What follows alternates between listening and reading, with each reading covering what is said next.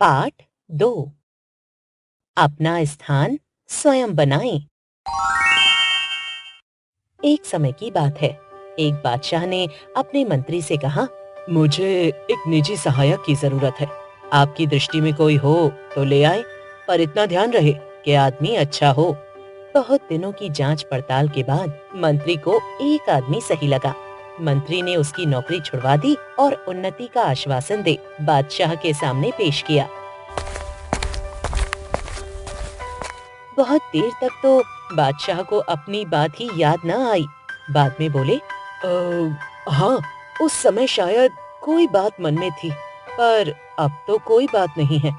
मंत्री ने कहा, हुजूर, मैंने इसे हजारों में से छांटा है और इसकी बढ़िया नौकरी छुड़वा कर लाया हूँ। बादशाह ने जरा सोच कर कहा, हमारे पास तो इस समय कोई काम नहीं है, पर तुम कह रहे हो तो हम अपने निजी कार्यालय में चपरासी रख सकते हैं। वेतन 15 रुपए मिलेगा। मंत्री को बुरा लगा, पर उस युवक ने कहा, मेरे लिए सबसे बड़ा वेतन यह है कि मुझे अपने बादशाह की सेवा करने का मौका मिलेगा। और वह तैयार हो गया। मंत्री जब उसे कार्यालय में छोड़ने गया तो वहाँ धूल ही धूल थी, क्योंकि बादशाह वहाँ न कभी जाते थे और न काम करते थे। मंत्री बहुत दुखी हुआ, पर युवक खुश था। उसने अच्छा स्थान दिलाने के लिए मंत्री के प्रति कृतज्ञता भी प्रकट की। युवक ने लगातार कई दिनों तक उस कार्यालय की साफ सफाई करके उसे शाही कार्यालय का रूप दे दिया। उस कार्यालय में एक छोटी सी कोठरी थी। युवक ने उसकी जांच पड़ताल की तो पता चला कि पिछले कई सालों में बादशाह के पास बहुत से निजी पत्र आए थे। उनके लिफाफों का ढेर भी उस कोठरी में पड़ा था। उनमें से बहुत से लिफाफों पर सोने की पच्चीकारी की गई थी और रत्न जड़े थे। ये वे लिफाफे थे जो विवाह आदि के शुभ अवसरों पर दूसरे बादशाहों और अमीर उमराओं के यहाँ से आए थे।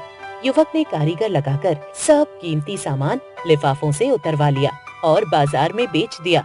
बिक्री से आई रकम में से कुछ रुपए तो उसने बढ़िया फर्नीचर और चित्रादि लगाने में खर्च किए और बाकी सरकारी खजाने में जमा कर दिए। जहाँ वह सामान बिका उसकी भी रसीद ली और जहाँ से वह सामान खरीदा गया उसकी भी। अब वह स्थान सचमुच शाही हो गया। चुगलखोरों ने बादशाह से उसकी शिकायत कर दी कि वह रुपया लुटा रहा है। एक दिन बादशाह गुस्से में भरकर वहाँ आया तो देखकर दंग रह गया। फिर भी उन्होंने तेज आवाज में पूछा, तुमने यह सजावट किसके रुपयों से की? यही के रुपयों से हुजूर, कहकर उसने रद्दी लिफाफों की कहानी सुनाई और खजांची से गवाही दिलाई कि सामान खरीदने के बाद बचा हुआ रुपया खजाने में जमा किया गया है। बादशाह बहुत खुश हुआ और उन्होंने उस युवक को अपने राज्य का वित्त मंत्री बना दिया। दूसरे मंत्री इससे परेशान हुए, क्योंकि ना वह बेईमानी करता था ना करने देता था।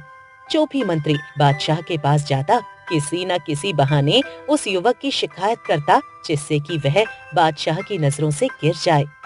एक रात 2 बजे बादशाह ने अपने सेनापति को बुलाकर कहा, हमारे सब मंत्रियों को उनके घरों से उठाकर इस कमरे में ले आओ और हाँ, वे जिस हालत में हों उसी हालत में लाए जाएं।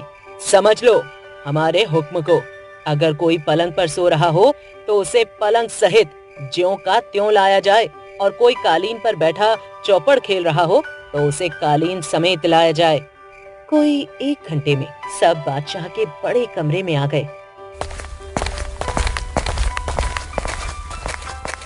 8 में से 7 मंत्री नशे में थे। उनमें से कुछ जुआ खेल रहे थे। वित्त मंत्री जी एक चौकी पर बैठे दिए की रोशनी में कोई कागज देख रहे थे। सब मंत्री बहुत लज्जित हुए। बादशाह ने वित्त मंत्री से पूछा, जनाब, रात के 2 बजे किस कागज में उलझे हुए हो? वित्त मंत्री ने उत्तर दिया, हुजूर, दूर के इलाके से इस साल का जो राज कर आया है उसमें पिछले साल से 1 पैसा कम है, इसलिए बार बार देख रहा था कि जोड़ में भूल है या सचमुच पैसा कम है। बादशाह ने अपनी जेब से 1 पैसा फेंक कर कहा, लो, सब हिसाब ठीक कर दो और जाओ, आराम करो। वित्त मंत्री ने विनम्रता के साथ पैसा वापस करते हुए कहा, हुजूर, पैसा तो मैं भी डाल सकता था, पर यदि पैसा कम है और उसके लिए पूछताछ न हुई, तो इससे अफसरों के काम में ढील और उनके मन में बेईमानी पैदा होगी। बादशाह बहुत खुश हुआ और उन्होंने उस युवक को अपना प्रधानमंत्री बना दिया।